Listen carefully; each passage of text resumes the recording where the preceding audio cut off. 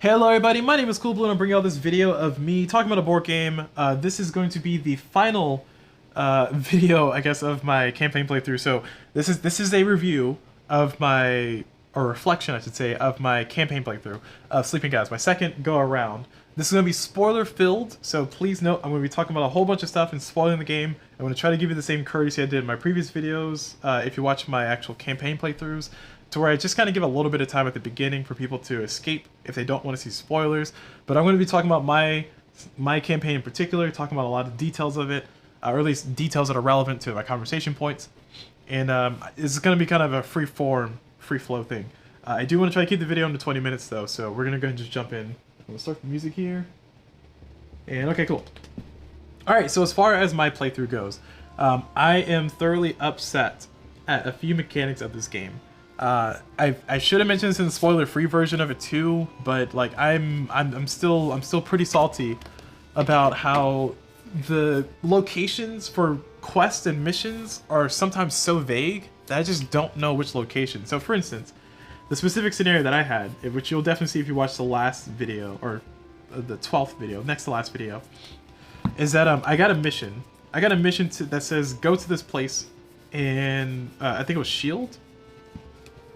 Let me see if I can find. Yeah, Shield. So I got the mission Shield, and the mission Shield I got from, where did I get this from?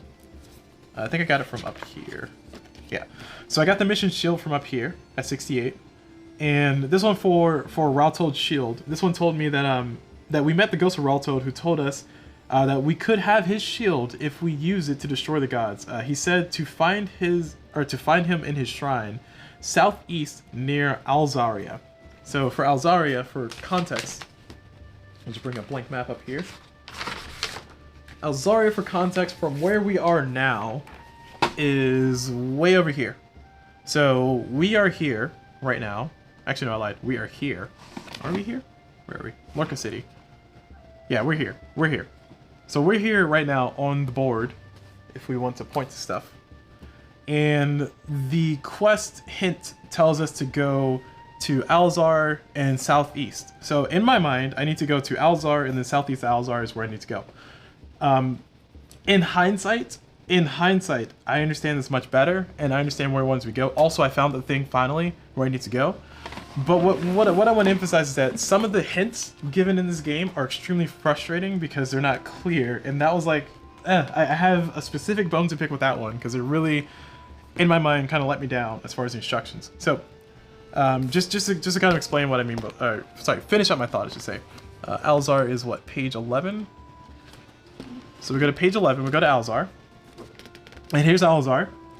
And in my mind, I need to go down here and find his temple. So the temple of that card that I'm looking for that quest is somewhere in here. No, it's here. It's here.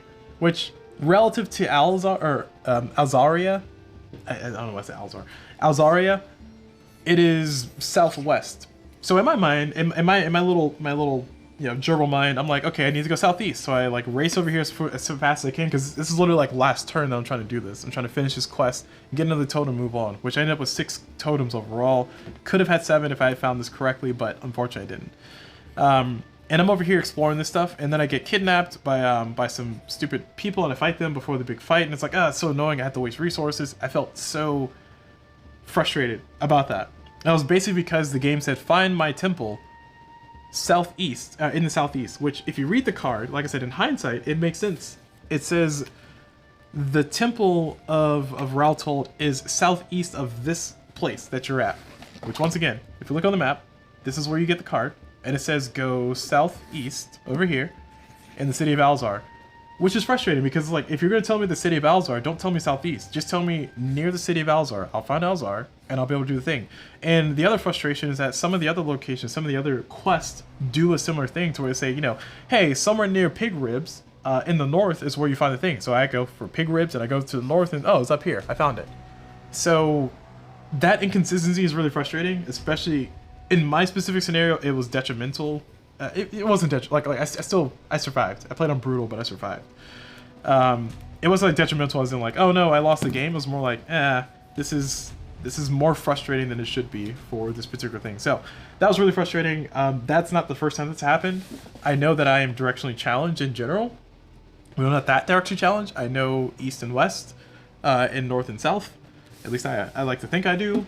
And then also sometimes the locations, especially in the first location, the first area, it references things that are vague. So for instance, I think there's one quest. I never finished this quest. Like I might do a third playthrough and finally try to finish that quest. Like my goal might be to finish that one quest. But one of the quests that I think you get from this area, it says go to the rock to the east or something like that. And if you go to the east, it's like, okay, go to the rock to the east to do the thing. So which rock? There's this rock, this rock, this rock. I guess there's rocks in here. So did you mean over here? Do I go over here, or did you want me to go here? Because this is a rock. Or you want me to go here and here? And just to clarify, like I said, this is spoiler filled, so I'm just going to talk about a whole bunch of spoiler stuff. If you play this game, you go to 37. 37, you get stung by bees. And if you go to 43 instead, 43 you fight a squid and you get a cloak, which is a really nice item to have. For one command you get 3 block, which is pretty good. But still, like, this is not the rock that the quest was referring to. I guess the quest was referring to this rock or this rock. I don't know which rock to the west you're referring to. Like, this is so frustrating. I'll try to see if I can find the mission that I'm bemoaning about. But overall, like, even in my own, like, geographically challenged self, like, you know, I can't survive without GPS. It's kind of hard to find stuff. One of the quests that did take me a while to actually finish on my first playthrough, I completely whiffed and I missed it. My second playthrough, I figured it out. There's a crashed ship in the north, where I think in this area it tells you, like, go to the crashed ship to the north. When I look at the map, I don't see a crashed ship to the north. There's no crashed ship. But if you zoom in to the location I just pointed to, there's clearly a ship or something ship adjacent that's crashed there on the stones. And it's like, how am I supposed to see that? Like that's so subtle, and like it's kind of like a, you know, where's Waldo? And like, I appreciate it's kind of hidden, it's not too obvious, but also I'm really frustrated that it's not too obvious and it's hidden. Or maybe be more explicit, like, you know, I'm not saying tell me go to location 7 to do my quest, but I'm saying something like, hey, go to the upper area and do the thing. I don't know, something more specific, something more like with lights. I guess I'm used to quest systems in video games that literally waypoint you to the thing to go to, so I'm a little frustrated at that particular mechanic, for sure. But that's kind of the end of my newfound frustrations with this particular system. That said, going into the rest of the quest stuff on the positive side, because I really wanted to get that whole frustration about the locations, and one, part me being geographically challenged or directionally challenged, and then two, partly for the game just kind of being a little bit more vague at some times and a little bit too specific at other times. Those things combine to become a very a hodgepodge of frustration. Let me say it that way. For a game that I enjoy, and I'm enjoying the experience, but like that kind of puts a damper on it. So that said, let's go and look at how I did with totems. So I do get 6 totems in my particular playthrough, which is 6 more than I got my first playthrough. It's a spoiler alert, but hey, there you are. And one of the things that I kind of noticed with the totems, that the totems, they're cool, but they're also kind of, you know, like, I don't know, what's the best way to say this? I feel like somebody should do a ranking list. What's the name of it? A tier list. Somebody should do a tier list of the totems, because I feel like the Worldly Sorrows was a very difficult totem to get. As far as the fight, like, I nearly got wiped trying to fight those foxes or fight those wolves to get that one, which is the Laughing Wolf and the Crying Wolf. But also, like, that totem is, like, really, really, really fun, really cool. As far as the mechanic, like, being able to break the game the way that this allowed you to break the game was really fun. I did appreciate that a ton. Some of these other ones are kind of meh. Like, I didn't realize that this was a totem until I got it. I was like, oh, this is a totem. This one gives you 2 strength, which I guess is nice. This one was nice, but not in my current build that I had. Always having a free flip fate was pretty good. And then these 2.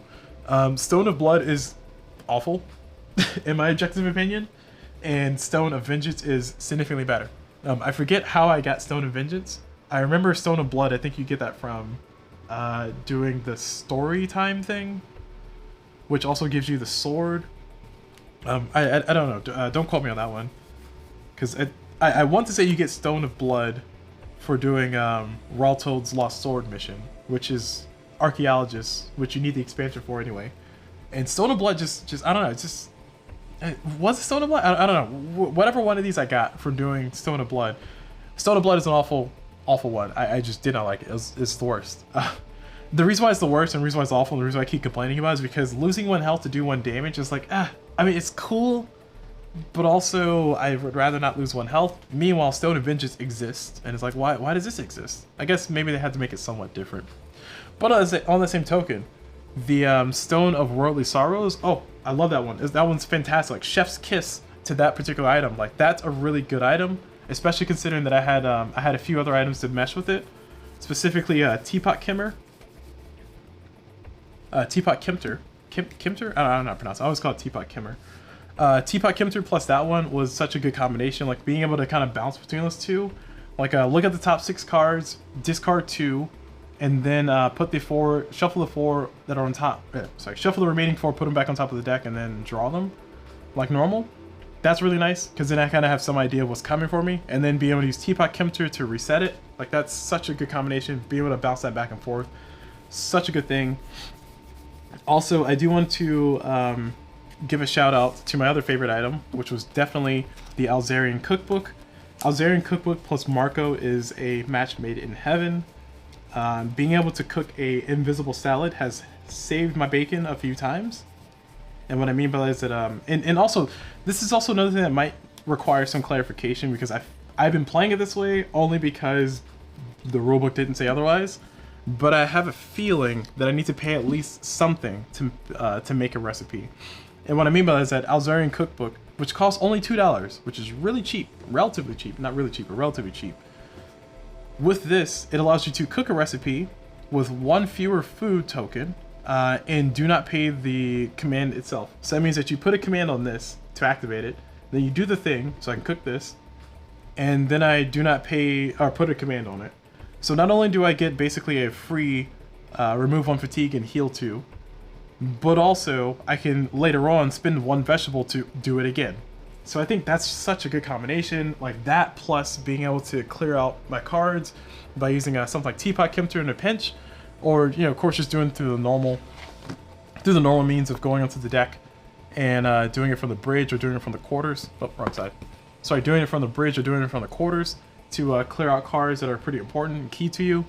That was a really good combination, and that worked out pretty well. All right, cool. And let's see. The next thing to talk, or the next and last thing, or next to last thing, I guess, is to talk about, would definitely be the characters. I did build up characters a little bit more intentionally this time around. More specifically, the very first thing that I did in this game, and you can definitely see in the playthrough, the very first thing I did was I rushed as fast as I could to get Audrey's jury-rigged engine. I feel like jury-rigged engine, if you're ever playing this game and you think this game is too hard, or you think it's going too much, or it's too fiddly, I would highly recommend getting jury-rigged engine. It allows you to completely ignore one aspect of this game that I do not like, and that one aspect is the challenges that you face from just moving. Once again, I understand partly the reason why you need to have these things is so that if you don't put those in there, then it's kind of boring traveling. There's no peril, there's no worry, there's no like, oh my gosh, there's no sense of crisis, if you will. So having that crisis is a good thing because it allows you to kind of appreciate and enjoy the game, especially when you successfully deal with a crisis. You get that feeling of accomplishment. But when you travel in this game, you travel from like location to location, as we all know, or hopefully as we know. And because of that, when you go from here to here, sometimes there's challenges that you have to face. So this one, you have to face a challenge and you have to do a skill check. And you do a skill check of Savvy 6, which is the anchor symbol. And if you fail, your ship takes 2 damage. If you succeed, nothing happens. And I kind of... It's so frustrating because it's like sometimes I'm like, I just want to move. Like, why do I have to do all this checking stuff? So that said, the solution to that is Jerry-rigged engine with Audrey, and making sure that Audrey is able to take care of that, because Jerry-rigged engine reads that it gives Audrey a craft, which Audrey already starts with 1 craft. It gives Audrey 1 craft. Actually, let me make this less busy here. There we go. And we'll zoom in. It gives Audrey 1 craft, because you get to attach it to her here. And then also does not count towards your 2 max, just in case you didn't know that. So that means that you can also put other ability cards that give her 2 additional crafting skill, which will do these 2 here. Sure, why not? So you can end up with a character that looks like this, which is what I typically try to aim for with Audrey. As I definitely want her to have just be fully kitted out with craft in that particular ability, because this means that every single time you use her to travel, what Jerry-rigged Engine does, if you use Audrey in the check for moving in this game, for doing the action of moving around, then she has +2 to the fate, which is good. And then also, if you get a 9 or better, then you get to ignore all hazards. And that is so valuable. Like, honestly, I'm at the point where, like, if I play, I just might start with that. Like I'll just start with that in the beginning of the game, and then just start with -4, -5 XP. It's such a good ability because Audrey, in this current state right now, Audrey has 1, 2, 3, 4 craft, which goes towards moving, and then +2, so she has 6. So this means that if you roll a 3 or better, then you will be able to ignore hazards, which is, you know, it's not all the time. And sometimes you have to, like, you know, maybe spin some extra cards or spin some extra stuff or re-roll some stuff to actually get what you need. But being able to move your ship, 4 spaces, so max movement space, and then also being able to ignore hazards is such a valuable thing. Because if I want to go from here to, let's say, to the port glance for some reason, then I roll that with Audrey. Let's say I got 9 or better, I get to move 4 spaces, and I get to ignore this, so I can go 1, 2, 3, and just be there. Otherwise, the way it worked normally is that I would just move 1, and then I have to do the whole tedious mini game of seeing, okay, how many crew members am I gonna commit to this? Am I just gonna flip the cards? Am I gonna spend any ability cards out of my hand? Do I have the resources? Am I gonna pay any command to do stuff? It's like, that's such an annoying puzzle. Like, I feel like if we just ignore, actually, let me take it back. I might play it to where I just ignore that, because I feel like things are spread out enough, so we don't really need those. But once again, if you remove the crisis, then I guess it kind of takes away from the game. Okay, fine. I'll leave it. It stays. But at any rate, that's kind of one of the aspects of my builds so far that have really helped me enjoy the game significantly more. I think there was a reviewer, I think it was Board Game Co. Mentioned that one of the things that they really hated, Max, I forget his name. It's a relatively new channel that I started watching. I'm saying it that way because I was out of the board game world for a while. But one of the things that he said with this game that he hated was that, you know, kind of doing the challenges and the tediousness of managing your crew, and they have the feed your crew and they remove fatigue and all this stuff was so much that he's just like, look, I'm just going to ignore all those components that I don't like and just sail around and play the game that way, in my own way. Which you can do, especially since he was playing it solo. It made sense. Excuse me. The way that I've gotten around that, the way I figured out how to deal with that in particular, is to essentially do everything I could to rush as fast as I could towards Jerry-rigged Engine. And then anything else I do afterwards is going to be icing on the cake at that point, because then I can finally breathe a little bit and enjoy the game.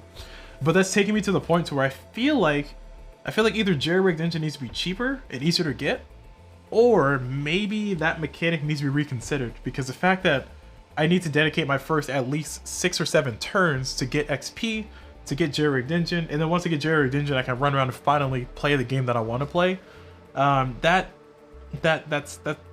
That sounds like a problematic mechanic. Let me just say it that way. So hopefully in Distant Skies they kind of fix that. I don't really know. But at any rate, that was like the core of my build, was definitely doing that. Everything else, like I said, was icing on the cake. Learning from my previous mistake, I did invest in some combat abilities. So these are all of the ability cards that I did end up getting by the end of the game. As you can see, I kind of did as much as I could to make sure that everybody had some way to kind of be useful. I think I ultimately ended up with 1 for everybody, except for Gregory. Gregory did not get one because he kind of didn't need one. He was good as he was. Not that everybody else wasn't good as they are. It's just this is how it happened to work out. Was not intended to do this on purpose, as far as giving everybody 1 skill and not giving them more. But I felt like this was the good utility for the team. So for Audrey, of course we had Jerry-rigged Engine. For Captain Odessa, we got Plan Ahead. So anytime we started a fight, we got +2 command. For Raphael, we got Protect. I got this one really late. I really wish I would have gotten this earlier in the game, especially knowing what I know now about how fights go. This would have saved me a lot, because Raphael has the most health in this game, for those who don't know. And yeah, he has 7. Gregory has 6. Everybody else has 5. But because Raphael has the most health, being able to just give 1 damage to Raphael to prevent 1 damage to somebody else is such a valuable thing.